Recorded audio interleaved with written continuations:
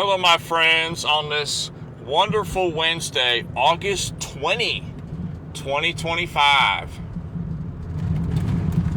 Looking right here, I hope everybody's having a great week, great day, good times. If only the market was looking that good to me.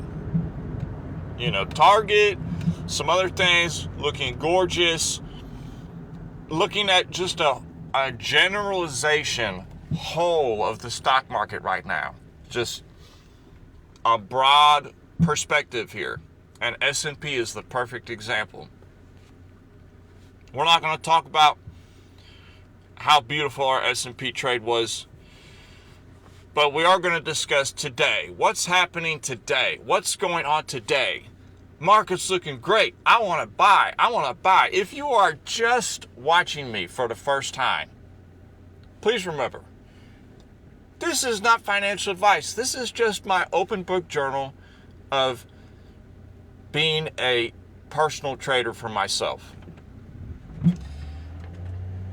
Looking at the S&P today, this is, like I mentioned a couple videos ago, this is depressing to me. Right now, it's sad to me. When the market generalized as a whole is doing great, everything's on the up and up, there's nothing for me to do. You know, I guess I'll just go work on some other projects. Spend some time working on other ventures at the moment. I have alerts set on a few things, but the market gave you the opportunity in April of this year, 2025. That was the opportunity to get a buy this year. You see how cruel, vicious, and mean the market can be? It gives you one shot every couple years, every year, every few years. If you are like a swing trader, okay, which that is what I do when I'm in the stock market, it gives you one opportunity to get in. Well, I missed the chance. I wish I could have bought it back in April, but I didn't. Okay, great. Then now you have to wait for the next opportunity. S&P is showing you that today. We're at all-time highs. So what's got you wanting to buy an all-time high right now? Is it the TV? Is it your friends telling you how much money they've made in the stock market? Just because somebody made a lot of money in the stock market doesn't mean that it's time for you to buy and get into trading the stock market. That's a recipe for disaster. Thank the makers that at least when I started this journey 4 years ago, I had a sense of I need to learn the art of trading in order to make money in the markets, instead of just being one of those people that came into the markets because somebody I know or somebody recommended, man, I just made a bunch of money in the stock market, and then I start really focusing in on the stock market. No. Don't take that from other people, okay? They're looking for exit liquidity right now. And they're going to keep pumping up the price ever so slightly just to tease more and more people to buy. These are the times in trading where it can get very frustrating, because you want to make money, you see opportunities on small time frames, but is it really there? Is that big move really there? Is it really coming right today? The more I'm in the markets, the more I realize that they have to drag things out in order to get enough money on the table to fill their orders. Okay, we touched this recently too. So right now, if I'm looking at the S&P and I say, okay, I am whatever, I'm Barclays, or I'm JP Morgan, or Morgan Stanley, or I'm one of them really big groups, the BlackRocks and the, what's the other one, State Capital or whatever. I don't know the names, but, and I'm just, it doesn't matter. And I want to make some money off the S&P. So I've got $300 million order that I'm looking to purchase the S&P at a discount. I don't need a big move to make money off of $300 million. I really don't. But I need something. So in order for me to make some money with this $300 million I have set aside, I just need a little bit of a move. Okay? 10%. 10% of $300 million is $30 million. So they just made $30 million in a year off of one tradable option, which is the S&P. So if I'm of this group and I say, okay, formulate an idea for the S&P, I'm allocating you $300 million for the capital on the trade, try to make me 10%.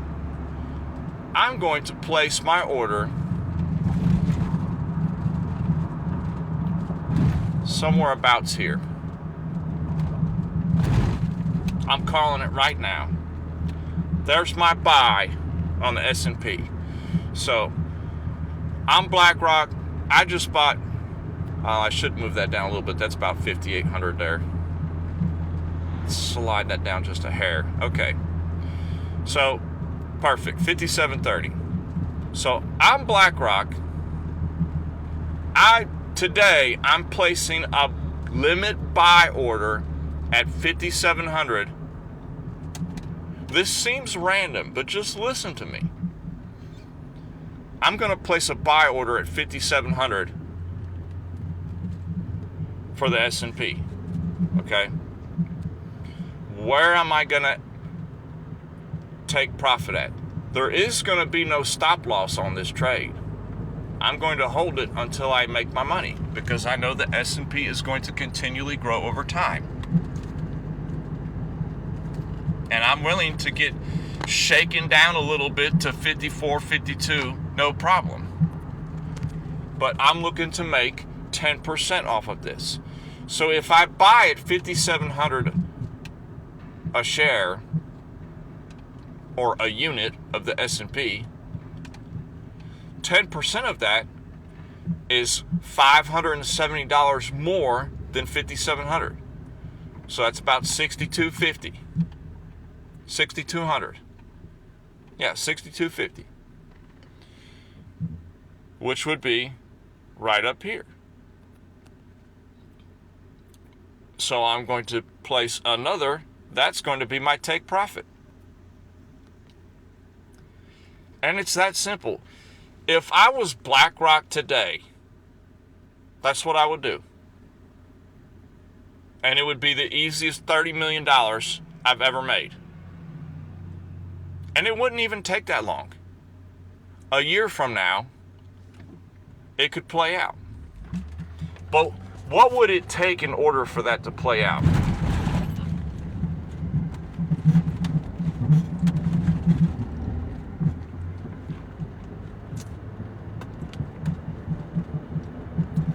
I'm going to go through a couple scenarios here on what I would think would make that play out. First scenario, in order to get my big $300 million buy order filled, is the market just instantly gratifies me, fills it, and then starts to move up. Everybody starts panicking and selling down here, and I get filled up. But that's not really The market doesn't work like that usually. Very rarely does it pan out just like that fast. Normally what happens is if they place a big order like that, price is going to keep wiggling up. More and more people are going to buy. More and more people are going to put their money on the table. And then they'll rip it down to that 5,700 and have a slight correction. Okay, the dip's over, slight correction. Everybody's like, okay, great, we'll start buying again. And that's when they're exiting. Don't sleep on this. This is how those big orders work. They have to get people selling at a loss so they can get their order filled. They simply do a prolonged reaction of what you do.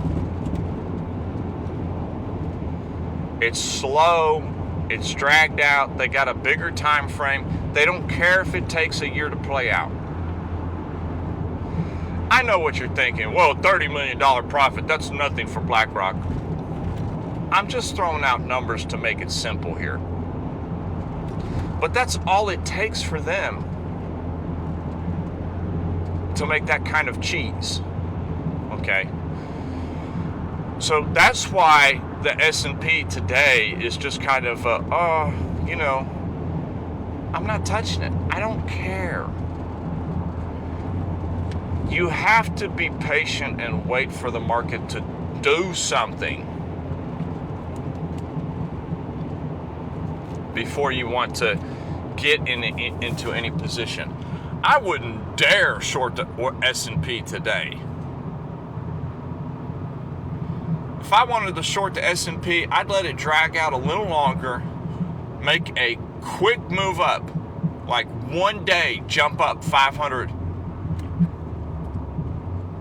If I see that happen in a day, and I'll be watching it, I'll take a short on it and write it down 58, 59. But right now, it's just a wait and see. So today's video was just a little example of how when you have the larger amount of money you have, the smaller the move you really need. You don't need a giant move in the market to make a killing.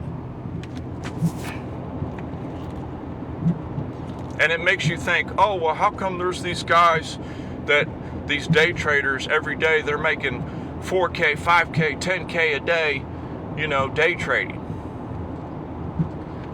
On the 1 minute time frame, the 5 minute time frame. You've seen the videos. They're not putting up $500 and price goes up, $2 more per share. That's not how they're making 10K.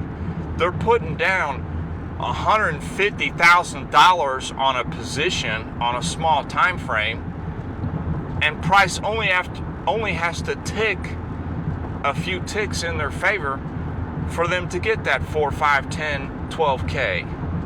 And then they pull it out, they close it.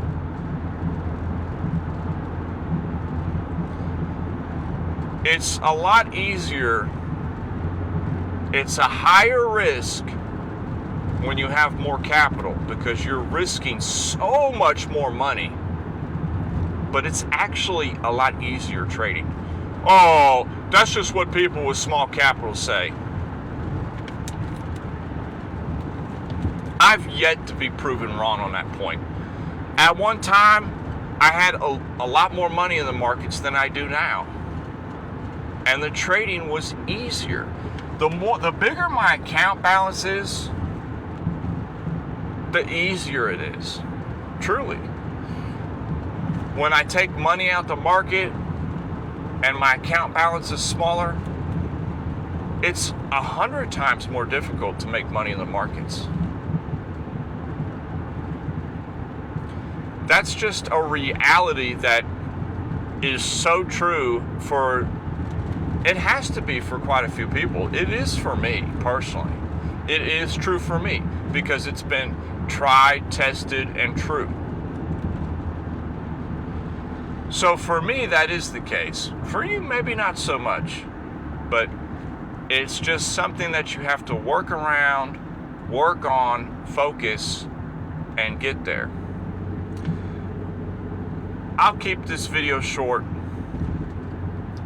I love everybody. Hopefully tomorrow or Friday, we'll have a little touch up on a couple of interesting Forex trades I have in the works. And we will talk to everybody on the next video. Peace.